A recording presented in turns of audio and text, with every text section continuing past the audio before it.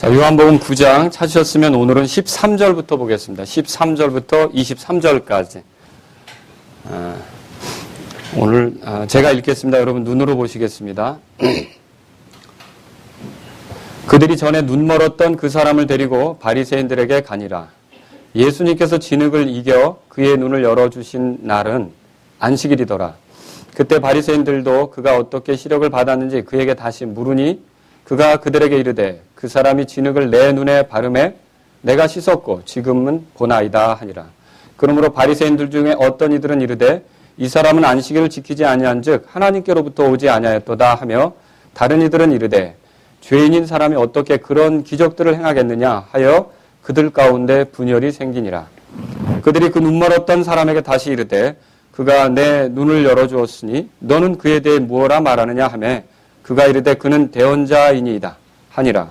그러나 유대인들은 그에 관하여 곧 그가 눈 멀었다가 시력을 받은 것을 믿지 아니하다가 마침내 시력을 받은 사람의 부모를 불러 그들에게 물으며 이르되 이 사람이 너희가 눈먼 자로 태어났다고 말하는 너희 아들이냐?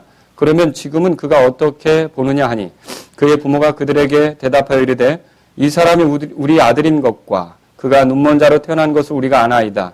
그러나 지금 그가 어떤 방법을 통해 보는지 우리가 알지 못하며 또 누가 그의 눈을 열어주었는지 우리가 알지 못하나이다. 그가 장성하였으니 그에게 물으소서. 그가 자기를 위해 말하리이다. 그의 부모가 이렇게 말한 것은 그분이 그리스도라고 어떤 사람이 시인하면 그를 회당에서 내쫓기로 이미 유대인들이 결의하였으므로 그들을 두려워하였기 때문이더라. 그러므로 그의 부모가 말하기를 그가 장성하였으니 그에게 물으소서 하였더라. 아멘. 예. 여러분 22절에 보시면 유대인들을 두려워하였기 때문이더라. 여러분 찾으셨습니까? 끝에? 예, 그들을 두려워하였기 때문이더라. 5판에는 유대인들을 두려워하였기 때문이더라. 그렇게 돼 있죠. 더 정확하게 돼 있습니다. 이제 오늘 제가 여러분에게 드릴 말씀의 제목은 사람들을 두려워하지 말라라는 것이 되겠습니다. 잠깐 기도하겠습니다. 하나님께서 지금도 살아계시고 우리 가운데 함께 하시며 저희들에게 복 주시고자 하시는 분인 것을 잘 알고 있습니다. 특히 하나님의 복이 주의 말씀을 통해서 임하며 우리가 그 말씀에 순종할 때 하나님의 복을 누리는 경험이 우리의 것이 된다는 것을 믿습니다. 이 시간 제가 주의 말씀을 전할 때 하나님 아버지 저는 참 부족하지만 이 사랑하는 성도들과 함께 목회할 기회를 가졌고 이 성도들에게 하나님 말씀을 전달할 기회를 얻었사오니 주님이 도와주셔서 주님이 주신 말씀을 성도들에게 잘 전할 수 있도록 인도해 주옵소서. 그래서 이 성도님들에게, 이 사랑하는 성도님들에게 복이 되게 하실 뿐만 아니라 무엇보다 이 말씀의 현장에서 또 하나님께서 지켜보시는 중에 하나님께 영광이 되는 말씀이 되도록 인도해 주옵소서. 예수님의 이름으로 기도합니다. 아멘. 사람들이 구원받기 어려운 이유에 대해서 여러분 생각해 보신 적 있으십니까? 죄에 대해서도 알아요. 자기가 죄인인 거를 느끼는 사실이 있죠.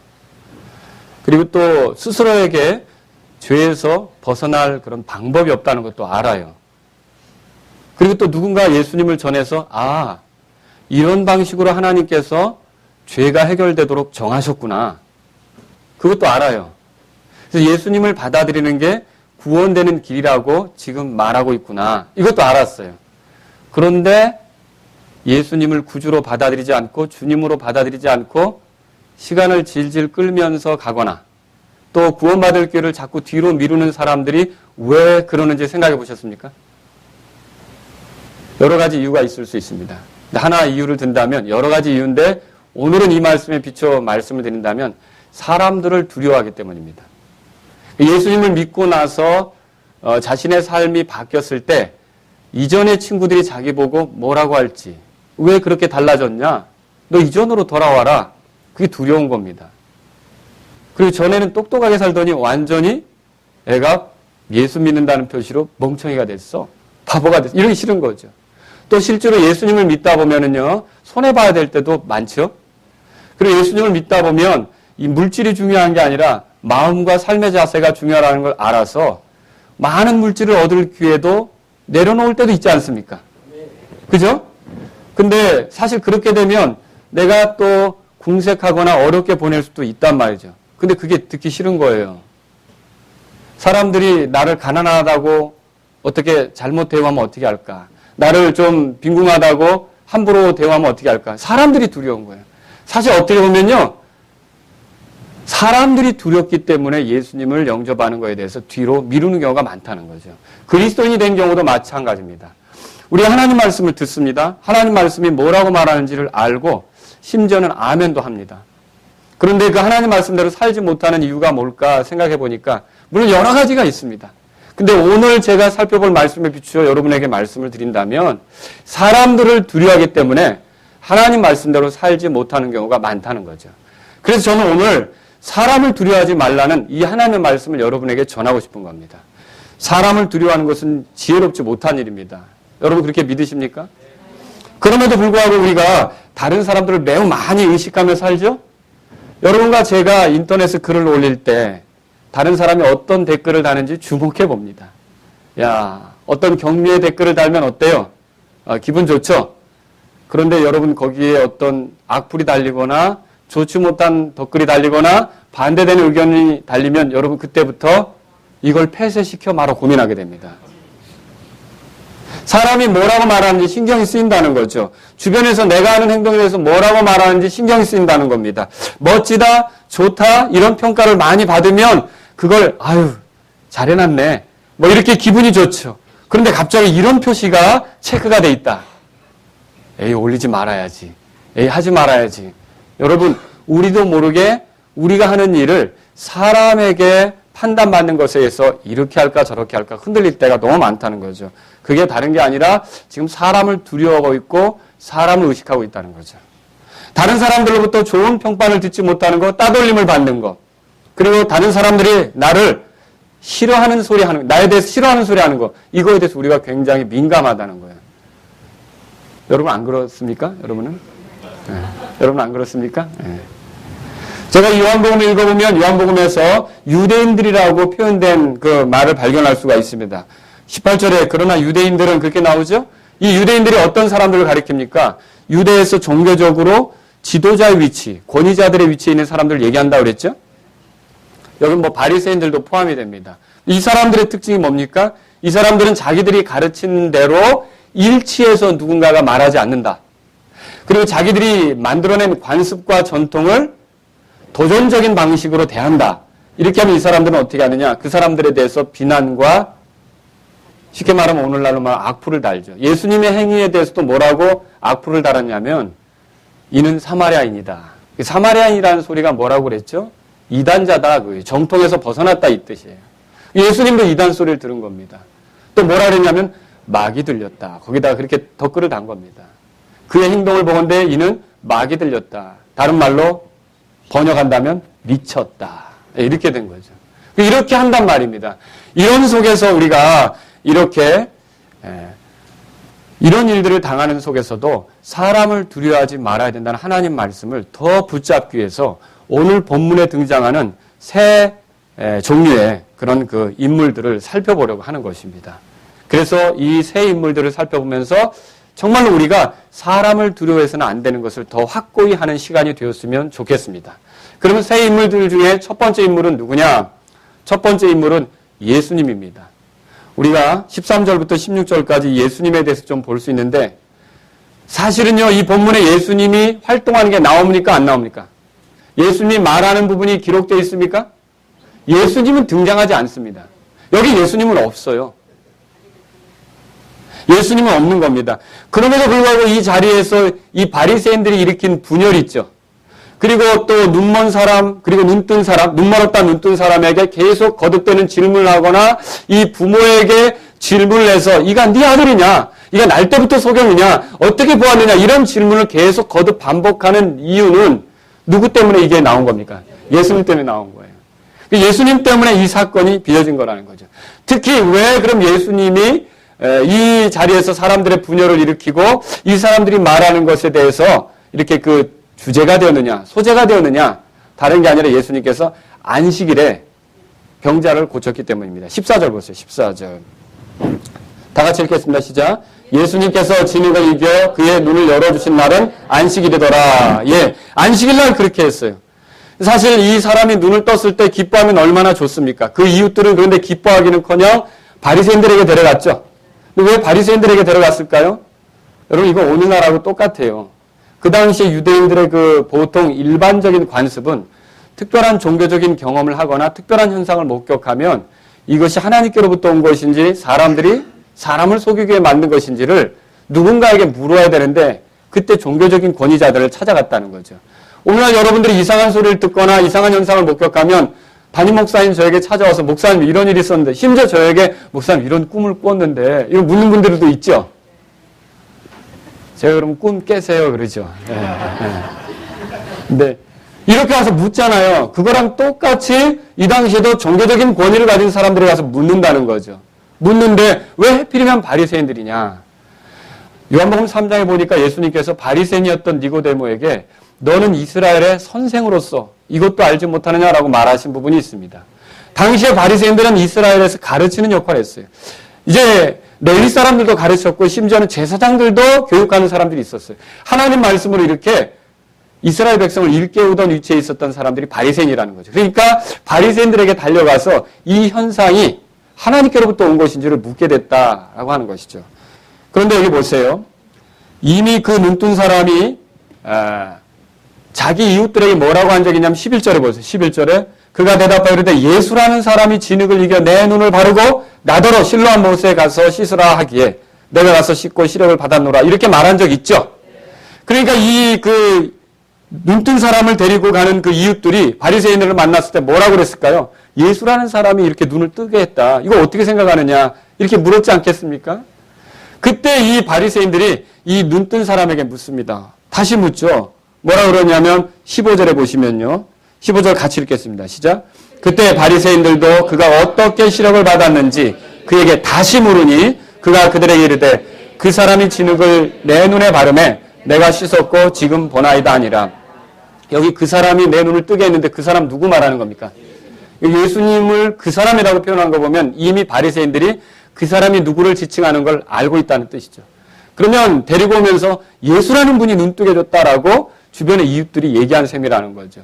그때 다시 한번 재차 물으니까 이 눈을 뜬 사람이 그 사람이 진흙을 내 눈에 발라서 내가 씻었더니 보게 되었다. 이렇게 대답을 한 거라는 거죠. 여러분 여기서 예수님께서 그만 분열을 일으키고 말았어요. 16절 보세요. 16절. 그래서 어떤 일이 벌어졌냐면 그러므로 바리새인들 중에 어떤 이들은 이르되 이 사람은 안식일을 지키지 아니한즉 하나님께로부터 오지 아니하였도다. 자, 하나님께로부터 오지 않았다라고 예수님에 대해서 판단했어요.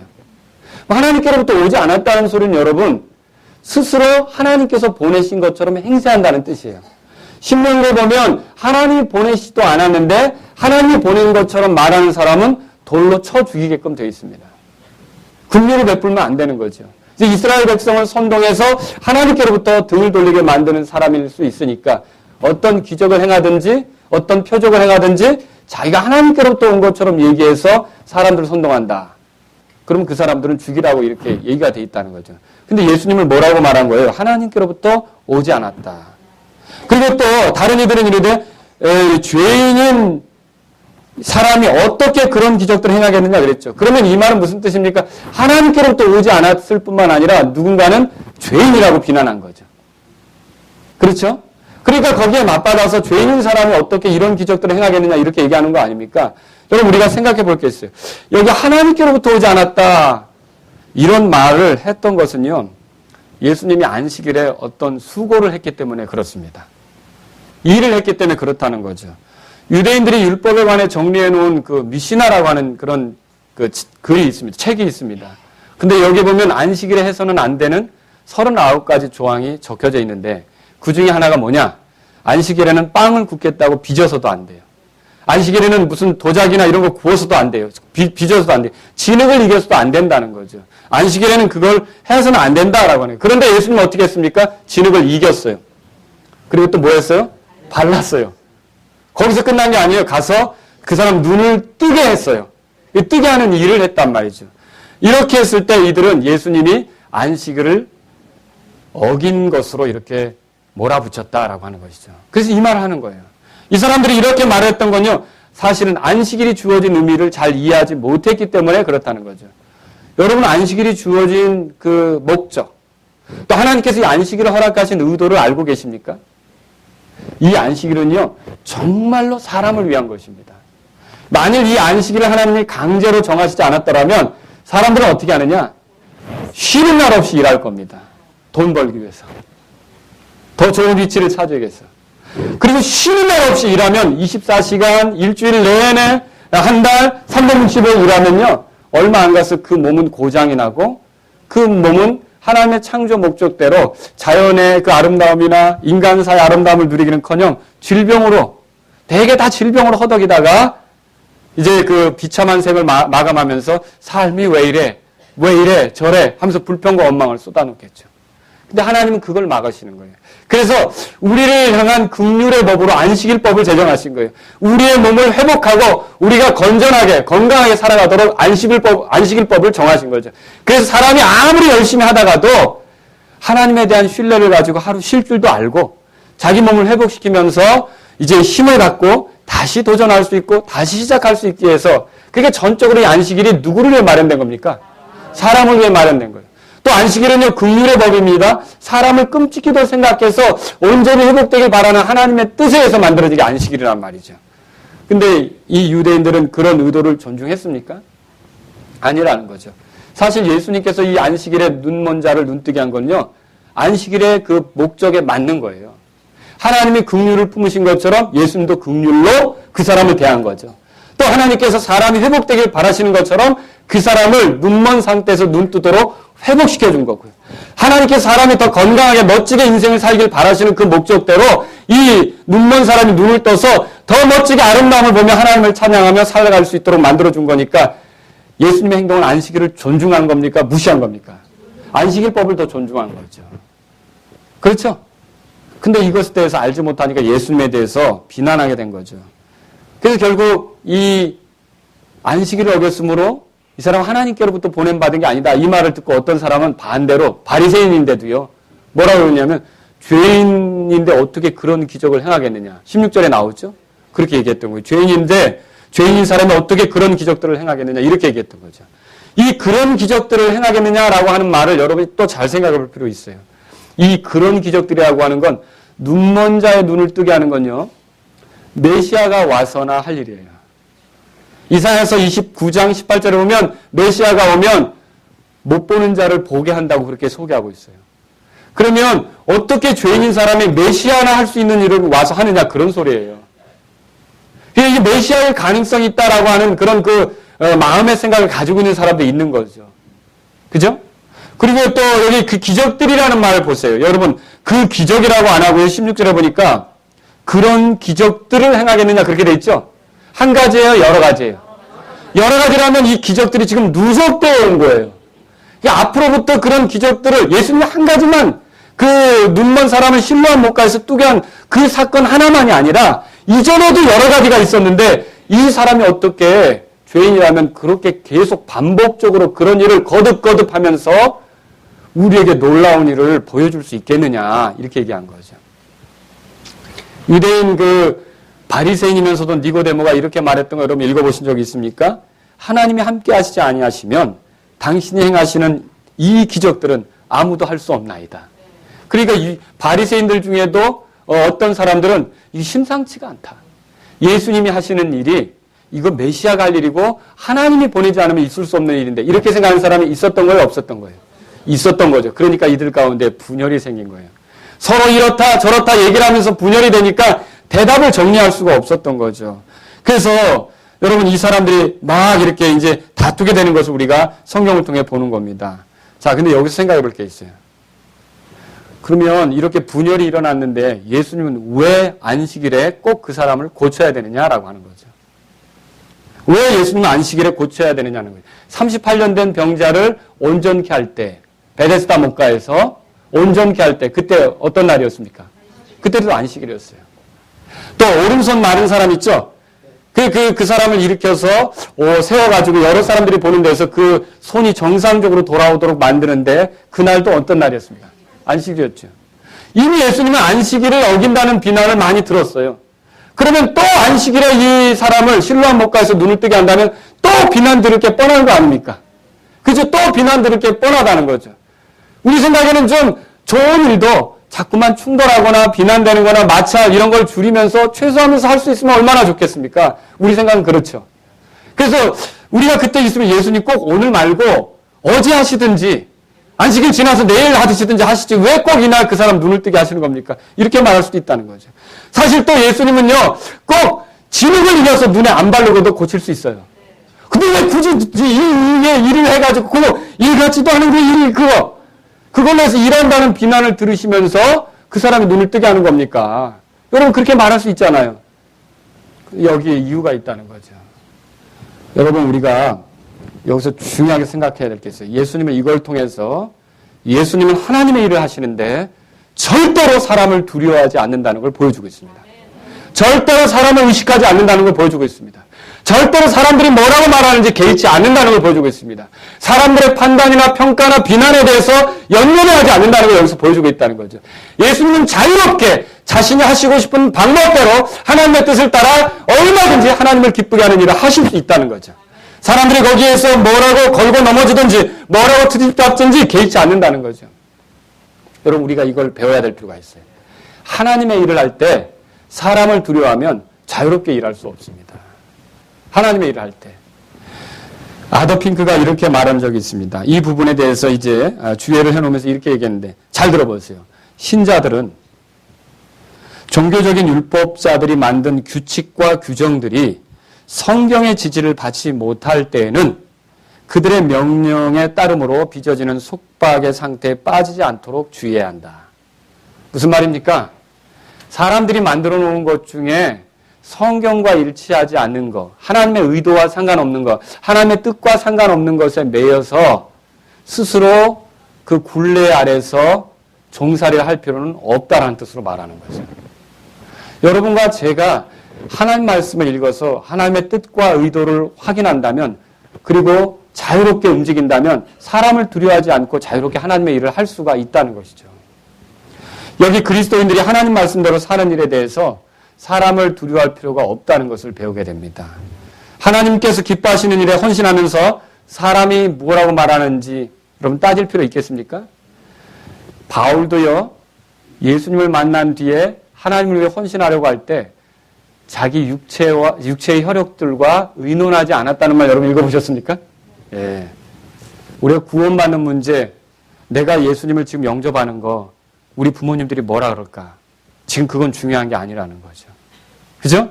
내가 갑자기 예수님 믿고 성경을 읽으며 그리스도인이 되면 내 친구들이 뭐라 그럴까? 그건 걱정할 게 아니라는 거죠. 우리는요, 하나님의 일에 동참자가 되고 나를 구원하시려고 하는 하나님의 일에 참여하려고 한다면 사람을 두려워할 게 아니라 하나님의 뜻에 맞추어 움직이는 것이 필요하다는 걸 배워야 한다는 것입니다. 여러분, 말로 다른 사람에게 상처를 주면 됩니까? 안 됩니까? 그리스도인들이 이러면 안 됩니다. 상처를 주고서 이게 다 믿음의 훈련입니다. 견디셔야 합니다, 형제님. 이러면 안 돼요. 가슴 아픈 소리를 해놓고서 자매님 이런 것도 못 견디면 안 되죠. 믿음 있으셔도 이러면 됩니까? 이거 잔인한 고문입니다. 우리 그래서 안 된다는 것이죠. 할 수 있는 대로 남을 세우고 격려하는 말을 해야 되는 거예요. 그런데도 우리도 모르게 실수할 때가 있잖아요. 그죠? 여러분, 어떤 사람이 그 악한 의도를 가지고 한 건 아니지만 내게 몹시 따갑게 들릴 때도 있고요. 내 마음을 후빌 때도 있지 않습니까? 그런데 흔들리는 것은요, 다른 게 아니라 사실은 그 깊은 이면을 파고들면 사람을 두려워하고 있다는 증거예요. 하나님을 두려워하고 하나님을 존중한다면 거기에 흔들리지 않는다는 거죠. 근데 사람들에게 인정받고 사람들에게 좋은 소리 듣고 싶고 사람에게 좋은 평판을 얻고 싶어 하니까 자꾸 사람을 두려워하는 마음이 거기 있으니까 사람이 하는 말에 흔들리는 거예요. 우리 그럴 때마다 노래해야 돼요. 사람을 보며 세상을 볼 땐 뭐라 그래 있어요. 예. 여러분, 우리가 사람을 두려워해서는 안 된다는 거죠. 우리가 크리스마스를 예수님의 생일로 지키지 않을 때 사람들은 자신들의 전통으로 우리 이상하다고 말할 수가 있습니다. 그렇지 않겠습니까? 또 부활절이 이스터데이라고 해서 이스터 여신의 그 축일이라고 하는 것을 알고 우리가 부활절을 따로 지키지 않고 1년 내내 매 주일 주님의 부활을 기념하며 찬송하고 감사하고 우리의 삶 속에서 주님의 부활을 기념하려고 할 때 사람들은 또 자기들의 관습과 고정관념으로 우리를 판단할 수 있습니다. 예배 시간에 사도신경을 암송하지 않을 때 이 신앙 고백을 저버리다니 라고 하면서 가만히 들여다보면 사도신경에 어떤 부분은 아멘할 수 있지만 어떤 부분은 사실은 아멘하기 곤란한 부분도 있습니다. 그리고 진짜 이 사도신경이 12사도가 만들었냐는 불확실합니다. 이 사도신경이 나중에 확립된 거는 훨씬 더 이 예수님의 교회가 세워진 지 몇백 년 뒤에 이 사도신경이 나온 건데 사실은 사도 중에 하나인 야고보가 순교할 때 정말 그 순교하기 전에 사도신경이 나왔다는 게 성경에 있느냐는 거죠. 없다는 거죠. 근데 이걸로 신앙의 동질성을 확인하고 이걸 암송하면 그리스도인이라고 생각하는데 여러분 잘 생각해 보세요. 사도신경을 암송해도 이제 본디오 빌라도의 고난을 받으사 죽으시고 묻히시고 장사한 지 사흘 만에 다시 살아나신 그 예수님. 이분이 왜 묻히셨고 왜 죽으셨고 왜 묻히시고 왜 부활하셨는지를 알지 못한 채 암송하는 사람은 그리스도인입니까? 사도신경 암송이 그 사람을 그리스도인으로 만들어주느냐 하는 거죠. 근데 이런 전통과 관습에 빠져서 믿음대로 바르게 하려고 하는 사람을 비난하는 사람도 있다는 거죠. 여러분 두려워할 필요 있습니까? 하나님의 이름에 사람을 두려워하지 않기를 주의 이름으로 바랍니다. 우리가 하나님께서 우리에게 제시하신 대로 하나님께서 우리에게 보여주신 대로 하나님께서 말씀으로 가르쳐주신 대로 할 때 두려울 게 없어요. 예수님처럼 두려울 게 없이 살아갈 수 있다는 거죠. 그러므로 사람을 두려워하지 않는 구원받을 때도 여러분이 사람을 두려워했다면 구원의 기회는 자꾸 미뤄졌을 거예요. 사람의 눈치를 봤을 거라면 내가 예수님을 영접하면 집안에 시어머니가 불교도인데 어떻게 자꾸 그러면 여러분 구원받을 길을 자꾸 놓치게 되는 거예요. 구원받아야 된다고 믿는 사람들은요. 사람의 눈치를 보지 마시고 하나님의 일에 구원하려고 한 하나님의 일에 믿음으로 나아갈 수 있기를 주의 이름으로 바랍니다. 이미 구원받은 사람도 마찬가지예요. 하나님의 뜻대로 살려고 하면 사람을 두려워해서는 안 된다는 거죠. 여기 두 번째로 살펴볼 사람들이 있습니다. 그건 뭐냐면 두 번째 살펴볼 사람은요. 전에 눈멀었던 사람입니다. 17절부터 18절까지를 통해 우리가 보는데 바리새인들이 이 사람에게 말했어요. 이 눈멀은 사람에게 물었죠. 뭐라 그러면 17절에 보니까 17절 같이 읽겠습니다. 시작. 그들이 그 눈멀었던 사람에게 다시 이르되 그가 내 눈을 열어주었으니 너는 그에 대해 무엇라 말하느냐 하며 그가 이르되 그는 대언자이니이다 하니라. 여러분 이 바리새인들이 이 사람에게 물었어요. 너는 그 사람을 도대체 누구라고 생각하느냐. 사실 이 질문은요. 그들의 마음에 굉장히 불안함이 있는 거예요. 초조함이 있는 거예요. 사실 이 눈먼 사람의 눈을 뜨게 해줬다. 이거 보통 일이 아니거든요. 근데 이게 실질적으로 경험이 되었고 그 경험에 의해서 자기 눈을 뜨게 한 분에 대해서 뭐라고 말한다. 이건 상상이나 추론에서 말하는 것과는 확실히 다른 겁니다. 이미 경험을 해서 경험 가운데 나오는 소리가 얼마나 영향력 있고 파장이 있는지를 바리새인들은 알고 두려워하기 때문에 도대체 뭐라고 하는지 듣고 싶었던 거예요. 뭐라고 생각하느냐? 그 영향력에 대해서 알았던 거죠. 근데 눈먼 자가 눈을 뜬 다음에 도대체 그분이 뭐라고 생각하느냐, 누구라고 생각하느냐 이렇게 물으니까 뭐라고 대답했어요? 대언자입니다. 이렇게 대답했죠. 여러분 이렇게 말한 것을 잘 생각해 보셔야 돼요. 대언자입니다. 이 말은요 바리새인들에게 충격입니다. 왜 그러냐면요. 이 말은 지금 그들이 하나님께로부터 오지 않았다라고 떠들었죠. 근데 대언자란 말은 그게 틀렸다라는 소리예요. 이게 대언자란 말은 그분은 분명히 하나님께로부터 보냄받고 온 분이다 이 소리예요. 그러니까 대언자라는 말이 그의 경험에서 선포되면 바리새인들은 정말로 코너에 몰리는 셈이 되는 거죠. 어떻게 할 줄은 모르는 거죠. 근데 이 사람은 어떻게 했어요? 그들이 하나님께로부터 온 자가 아니다라고 얘기했는데도 대언자입니다라고 못을 박아버렸어요. 얼마나 놀라운 말입니까? 사실 여러분 이 사람이 예수님을 온전히 이해했다고 보십니까? 그렇지는 않습니다. 11절에 예수라는 사람이 그리고 여기 앞에 15절에 그 사람이 이런 식으로 나오잖아요. 아직 예수님이 누군지는 정확히 이해하지 못했어요. 이제 우리가 다음에 살펴보겠지만 예수님을 만나서야 비로소 엎드려 경배하는 모습이 나와요. 그죠? 아직 이해하지 못했지만 여러분 이 대언자라는 소리는요. 하나님 말씀을 전하는 사람이며 하나님이 목적을 가지고 보내신 분이라는 뜻이 있는 거예요.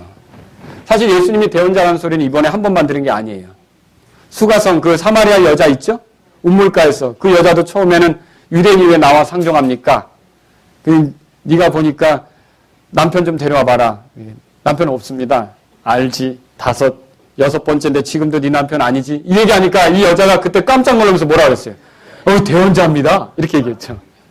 또 요한복음 6장에 보면요. 오병이의 기적을 일으킨 후에 사람들이 바로 오실 그 대언자가 이분이 아니냐 그렇게 얘기한 부분이 있어요. 또 요한복음 7장에도 보면요. 뭐라고 나옵니까? 40절에 이 주님의 말씀을 들었던 사람들이 이분을 대언자라고 말하는 게 나온다는 거죠. 이게 대언자라는 소리는 계속 있었던 거예요. 근데 이 대언자라는 말은 반드시 그분이 오실 메시아가 아니다 하더라도 하나님께서 보내신 것은 틀림없고 하나님 말씀을 전하는 분은 틀림없다. 이 소리라는 거죠.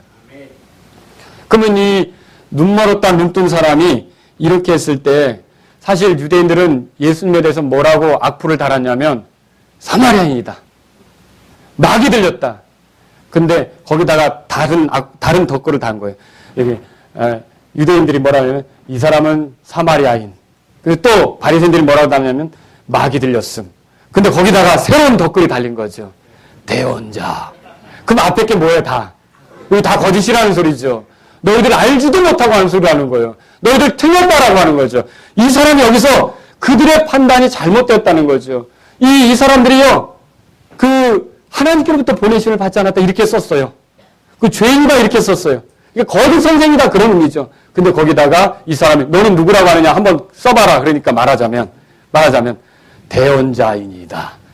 그러면 이 앞에 덧글 단 사람이 뭔가 지금 틀려도 왜냐하면 이 눈 뜬 사람은요 추론을 해서 말하는 게 아니에요. 그죠? 어떤 막 논리적으로 연구를 해서 말하는 게 아니에요. 이 사람은 뭐 했어요? 경험을 한 사람이에요. 직접 그분을 만나봤고 그분을 경험했고 그분의 능력을 체험했고 그분과 함께 있어서 놀라운 일을 경험한 사람이 대언자인이다. 그럼 앞에 거 다 뭐예요? 예, 거짓말이라는 게 옳지 않다는 게 드러난 거죠. 여러분 이거 대단한 일 아닙니까? 이런 일에는요 사실은 용기가 필요하다는 거죠. 사람을 두려워한다면 이렇게 말할 수가 없어요. 당시에 예수님을 높게 말하거나 메시아라고 평가한다면 회당에서 쫓겨나도록 이미 정해진 규례가 있었어요. 그런데 이런 걸 알고도 대언자라고 못을 박는 것은 사람을 두려워한 겁니까? 두려워한 게 아니죠. 여러분 우리가 배워야 될 게 이거예요. 우리가 어떤 삶에 있어서 정직하게 살려면 하나님을 기쁘게 하는 삶을 살려면 정직한 삶을 통해 하나님께 영광을 돌리려면 사람을 두려워해서는 안 된다는 것이죠. 여러분 정직하게 살기를 원하십니까? 그럼 사람을 두려워해서는 안 된다는 거죠. 정직하지 않고 전통과 관습에 의해서 형성된 고집, 편견만으로 본다면 진리에 이를 수가 없습니다.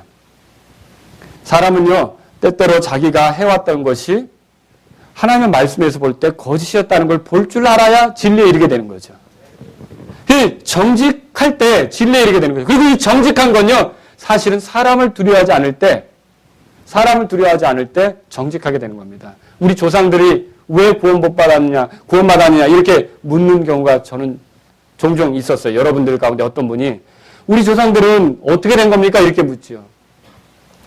사실 만일 조상들이 정직했더라면 하나님께서 분명히 그들이 진리에 이를 수 있도록 고넬료의 집에 베드로를 보내듯이 이디오피아 내시에게 빌립을 보내듯이 하나님께서 어떤 일을 하셨을 거라는 거죠.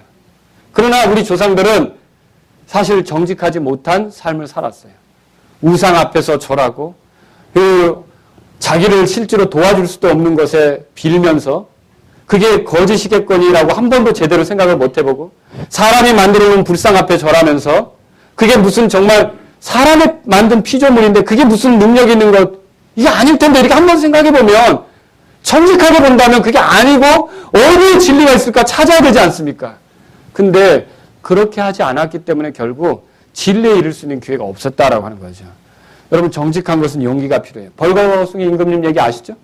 예. 앞에서 용기가 없었던 사람들은 다 거짓말했어요. 정직하지 못했다는 거죠. 그게 책망을 들을까 봐. 비난을 들을까 봐. 착한 사람만 보이는 옷을 왕이 입고 있다고 재단사들이 얘기한 거 아닙니까? 그래 혹시 내가 착한 사람이 아니라고 비난받을까 봐. 왕이시여 멋지십니다. 거짓말한 거죠. 실제로 뭐하고 있었어요? 벌거벗고 있었는데 배도 튀어나오고 살이 다 보이는데도 왕이시여 품위가 있어 보입니다. 먹는 거 다. 거짓말하고 있는 거죠. 뭐 때문에 거짓말하는 겁니까? 사람을 두려워하기 때문에 그렇죠. 거기에 사람에 대한 두려움이 없는 한 꼬마가 뭐라 했어요? 우리말로 빨개 벗었대 이런 거 아닙니까? 그렇죠? 벗었다라고 얘기하잖아요. 사실은 정직해야만 우리가 진리에 이릅니다. 그리고 이렇게 정직한 삶을 위해서라면 여러분과 저는 사람을 두려워서는 안 된다는 걸 배워야 된다는 거죠. 실제로 구원받는 데 있어도요, 정직해야 돼요. 근데 왜 정직하지 않느냐? 사람을 두려워하기 때문에 그래요. 정직하게 자기가 죄인인 걸 인정해야 돼요. 근데 죄인이죠, 그러면. 갑자기 사람의 눈이 두렵잖아요. 내가 나름대로 살아왔는데 죄인이라고, 죄인이긴 하지만 그래도 저는 이런 식으로 나가죠. 그냥 정직하게 하나님 앞에 떳떳이 설 수 없는 죄인이라는 걸 인정해야 돼요. 뿐만 아니라 뭘 인정해야 합니까? 죄의 결과가 얼마나 끔찍한지, 내가 이제껏 살아오고서 아무 문제가 없을 거다, 무탈할 거다, 이렇게 생각하는 건 문제 아닙니까? 하나님은 심판자이십니다. 내가 거짓말했고, 내가 폭력을 행사했고, 내가 더러운 말들을 했고, 내가 더러운 걸 추구했다면 거기에 대한 값을 치르는 것이 하나님 앞에서 마땅한 거라는 거죠. 그리고요, 정직한 사람은 뭘 인정합니까? 내 안에 내 죄에서 해결될 길이 없다. 이거 인정해야죠. 근데 그렇게 무능해? 그거밖에 안 돼? 정말 형편없는 인간이군. 이런 소리가 듣기 싫은 거예요. 두려운 거예요. 그냥 솔직하게 나는 죄인이고 나는 내 죄를 해결할 능력이 없습니다. 전적으로 하나님 앞에 무능한 자입니다라고 정직하게 인정한다면 그리스도를 통해 나타난 은혜가 보이기 시작할 거예요. 근데 이게 어떻게 되느냐? 봉사활동한다고 사람들에게 인정받고 싶고요. 착한 일 많이 한다고 인정받고 싶고요. 그 사람으로 눈을 의식하다 보니까 사람들이 두려워서 자기 자신에 대해서 정직하지 않은 거죠. 그러니까 구원받을 수 있겠습니까? 구원의 기회가 점점점 미뤄지는 거죠. 의로우신 분 예수님의 말씀과 행위를 존중하는 것이 필요한데도 내가 그분께 신세지는 게 싫은 거죠. 그래서 왜 내가 할 수 있는 걸 내가 뭐 스스로 할 수 없는 것처럼 다른 거에 신세를 지느냐? 사실은 정직하게 보면 할 수 없는데 여러분 정직해야만 구원에 이를 수 있어요. 사람들이 구원받지 못하는 이유는요. 정직하지 않기 때문에 그래요. 정직하지 않기 때문에 자기의 실체와 자기의 종말과 자기의 능력의 한계를 안다면 자기 스스로 구원받을 수 없고 하나님께서 내미신 손 예수 그리스도를 통해 나타난 구원을 받아들일 수밖에 없다는 거죠. 십자가를 통해 이루어진 그 예수님의 희생이 내 죄값을 지불하기 위해서 처참하게 찢긴 사건이라는 걸 받아들이고 겸손하게 나올 수밖에 없는 거예요. 근데 여전히 내가 죄인인 걸 인정하지 않고 여전히 내가 뭔가 할 수 있는 것처럼 우기니까 예수님이 안 보이는 거죠. 정직하지 않기 때문에 구원에 이르지 못하는 사람이 많다는 겁니다. 여러분과 제가 정직한 삶을 위해서라면 사람을 두려워하지 않아야 된다는 걸 믿으시기 바랍니다. 여기 보세요. 세 번째 인물을 소개하겠습니다. 이 세 번째 인물은요. 시력을 받은 사람의 부모입니다. 19절에서 23절까지 볼 수 있는데 이 사람들은요. 증인이 되기 위해서 지금 왔습니다. 자, 무슨 증인이냐? 사실은 이 바리새인들은 이 부모를 통해 이 유대인들은 이 부모를 통해 예수님이 일으킨 사건이 거짓이기를 바랬던 거예요. 거짓으로 나타내는데 입증하는데 증인으로 쓰고 싶었던 게 바로 이 부모라고 하는 거죠.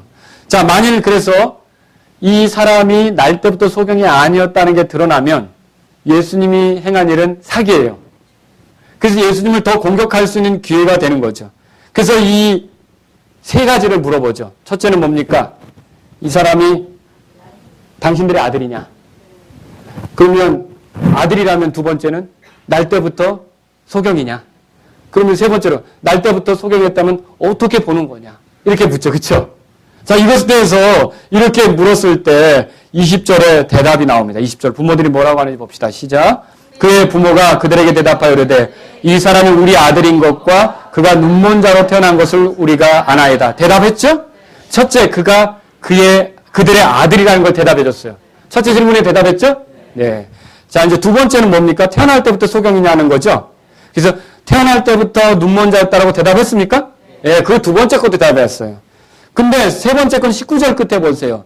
그가 어떻게 보느냐, 지금은 어떻게 보느냐라고 물었죠? 근데 그것에 대한 대답은 했습니까? 저 사람이 장성했으니까 우리 아들한테 물어보십시오. 그들은 그 말을 하지 못했어요. 그러면 그 말을 하지 못한 이유를 22절에 소개하고 있어요. 22절 다 같이 읽겠습니다. 시작. 그의 부모가 이렇게 말한 것은 그분이 그리스도라고 어떤 사람이 시인하면 그를 회당에서 내쫓기로 이미 유대인들에게 결의하였으므로 그들을 두려워하였기 때문이다. 왜 대답을 못했어요? 예, 사람들 사이에 따돌림을 당할까봐. 사람들 사이에 내쫓김을 당할까봐. 이 예수님이 눈을 뜨게 해주셨다면 메시아가 할 만한 일인데 이렇게 예수님에 대해서 말해버리면 예수님을 그리스도라고 하는 자는 회당에서 내쫓기는데 그 불이익을 당하는 게 불편했던 거예요. 그러면 이 사람들이 그걸 염두에 두고 있다면 어느 정도 예수님이 하신 일을 인정하고 있는 셈이거든요. 그런데 그것을 두려워해서 말을 못했다고 하고 내 아들에게 물어보세요. 이렇게 한 건 그들의 마음속에 뭐가 있었던 거예요? 두려움이 크게 자리 잡고 있었던 것이죠. 여러분, 이 부모가 두려워했던 것을 통해서 우리가 깨달을 수 있어요. 이 사람들은 완벽한 증언을 하지는 못했어요. 여러분과 제가 예수 그리스도를 증언하는 증언자로 세워진 걸 믿으십니까? 성령이 너에게 임하시면 너희가 권능을 받고 예루살렘과 유대와 사마리아와 땅의 맨 끝 지역에 이르기까지 내 증인이 되리라고 말씀하신 걸 기억하십니까? 우리가 예수님의 증인으로서 합당하게 살아가려면 사람을 두려워해서는 안 되는 것입니다. 사실 여기 보시면요. 유대인들이 요한복음 7장에 보세요. 요한복음 7장 앞에 12절에 보세요. 그분에 대하여 사람들이 수군거림이 많으니 어떤 이들은 그가 좋은 사람이라 하며 다른 이들은 아니라 그가 사람들을 속인다 하였기 때문이더라. 13절 다 같이 시작. 그러나 유대인들을 두려워함으로 아무도 그분에 대하여 드러나게 말하지 아니하니. 계속적으로 사람에 대해서 두려운 자세로 사는 사람들이 있어요. 그래서 예수님에 대해서 똑바로 말할 수 있습니까? 못하는 거죠. 또 요한복음 12장에 보세요. 치리자들 중에도 그랬어요. 치리자들 중에 12장 42절입니다. 다 같이 읽겠습니다. 시작. 42절 12장 시작. 그럼에도 불구하고 우두머리 치리자들 중에서도 많은 사람이 그분을 믿되 바리새인들로 인해 회당에서 쫓겨날까 염려하여 그분을 시인하지 못하였더라. 여러분, 그때도 그랬고요. 지금도 마찬가지예요. 예수님을 인정하지 못하고 예수님을 시인하지 못하고 사는 그러한 삶을 우리가 살 수 있는데 왜 그러느냐? 두려움 때문에 그렇게 할 수 있다라고 하는 거죠. 저는 오늘 말씀을 정리합니다. 사람에 대한 두려움은요, 하나님의 일에 걸림돌이 된다는 걸 기억하십시오. 여러분, 하나님의 일에 동참자가 되길 원하십니까? 그럼 사람을 두려워해서는 안 되는 거예요. 또 정직한 삶에 방해가 되는 게 뭐예요? 사람에 대한 두려움이라는 거죠. 여러분, 정직하게 살아서 진리에 이르고 하나님께 영광이 되길 원하십니까? 그럼 사람을 두려워하지 말라는 거죠. 또 여러분이 그리스도의 부르심을 받고 증언자로서 예수님을 바르게 증언하는 삶을 살길 원하십니까? 그럼 사람을 두려워하지 말라는 거죠. 예수님께서 이렇게 말씀하시죠. 마태복음 10장입니다. 10장 펴보세요. 부지런히 성경 몇 구절을 찾아보겠습니다. 10장 자 28절입니다. 28절 같이 읽겠습니다. 시작. 몸은 죽여도 혼은 능히 죽이지 못하는 자들을 두려워하지 말고 오직 혼과 몸을 능히 지옥에 던져서 멸하시는 분을 두려워하라. 누구를 두려워하라고요? 오히려? 하나님을 두려워해야죠. 사람을 두려워할 게 아니라 하나님을 두려워해야 하는 것입니다. 자, 여러분 잠언 29장 25절에 이런 말씀 있어요. 사람을 두려워하면 올무에 걸린다. 읽어보신 적 있습니까? 믿음의 사람들, 하나님의 영광을 나타내는 사람들을 보십시오. 여호수아와 갈렙은 아낙 자손을 두려워하지 않았습니다. 기드온은 미디안 사람들을 두려워하지 않았습니다. 다윗은 골리앗을 두려워하지 않았습니다. 다니엘은 그의 정치적인 적들을 두려워하지 않았습니다. 예수님은 바리새인과 서기관들, 유대인 종교 지도자를 두려워하지 않았습니다. 베드로 요한은요, 공회에서 사람들을 두려워하지 않았습니다. 하나님 말씀을 지키고 그 말씀대로 살려고 하는 사람들마다 사람의 눈치를 보려고 하거나 사람을 두려워해서는 안 된다는 걸 기억하십시오. 여기 마태복음 10장 찾으셨으니까 마저 좀 봅시다. 거기 보니까 17절에 이렇게 써 있습니다. 오직 사람들을 뭐라고 돼 있어요? 조심하라고 돼 있죠. 또 18절에 보십시오. 18절에 그들로 인하여 끌려가게 되는 걸 얘기하고 있죠? 예, 찾으셨습니까? 자, 19절에 그들 앞에서 뭘 말할까 염려하지 말라는 게 기록되어 있죠? 26절에 그런즉 그들을 뭐라고 돼 있어요? 두려워하지 말라. 그래서 28절에 우리가 방금 읽었죠. 두려워하지 말라. 31절 보세요. 그러므로 너희는 뭐라고 돼 있어요? 두려워하지 말라. 사람을 두려워하지 말라는 거예요. 그리고 여기 32절, 33절은 다 같이 읽겠습니다. 시작. 그런즉 누구든지 사람들 앞에서 나를 시인하면 나도 하늘에 계신 내 아버지 앞에서 그를 시인할 것이요. 누구든지 사람들 앞에서 나를 부인하면 나도 하늘에 계신 내 아버지 앞에서 그를 부인하리라. 여러분, 우리가 주님을 시인하는 문제에 있어서 사람들 때문에 쩔쩔매는 거 원치 않습니다. 주님을 믿는 그리스도인으로 드러나는 것에 대해서 사람들을 생각해가지고 사람들의 눈치를 봐서 불이익을 당할까봐 마음을 졸이며 할까 말까 이렇게 떠는 걸 원치 않으신다는 거죠. 명백하게 우리가 하나님을 섬기는 사람들로 드러나길 원하는 거예요. 직장의 상사, 여러분 두렵습니까? 하나님이 더 두려운 걸 믿으십니까? 군대에서 상관, 예, 두렵죠. 권위자죠. 지켜야 되죠. 그러나 그들보다 하나님이 더 두려우신 분이라는 걸 믿으십니까? 저희는 하나님을 두려워야 돼요. 종교적인 권위자들, 세상에 종교적인 권위자들이 많습니다. 그러나 정말로 우리가 두려워야 될 분이 하나님이시라는 걸 믿습니까? 그 하나님 뜻대로 할 때만 우리가 두려워할 수 있다는 걸 여러분 알고 있습니까? 사람을 두려워해서는 안 된다는 거죠. 그래서 여러분 우리가 올바로 하나님을 증언하려고 하고 예수님을 증언하려면 사람들을 두려워해서 안 된다는 것을 기억하시기 바랍니다.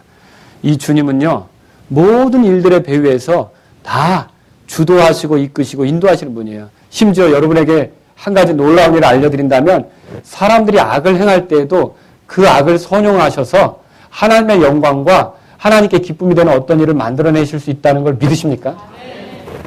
사람들은 예수님을 죽이려고 했죠. 그 결국 죽었어요.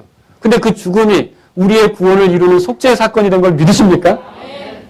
여러분 하나님은요, 우리를 불편하게 하는 사람들을 통해서도 우리가 하나님께 영광을 돌리는 그런 기회를 가질 수 있도록 도우실 수 있다는 걸 믿으시기 바랍니다. 사람을 두려워하면 안 돼요. 예레미야를 보낼 때 이런 말을 했죠. 예레미야서 1장 보세요. 예레미야서 구약에. 예레미야서 1장 보십시오. 그 여러분과 제가 두려워야 될 분은 누구예요 이제? 그러니까 하나님이에요. 하나님의 뜻을 두려워하고 하나님의 뜻을 존중하고 예수님을 두려워하는 저와 여러분들이 되길 바랍니다.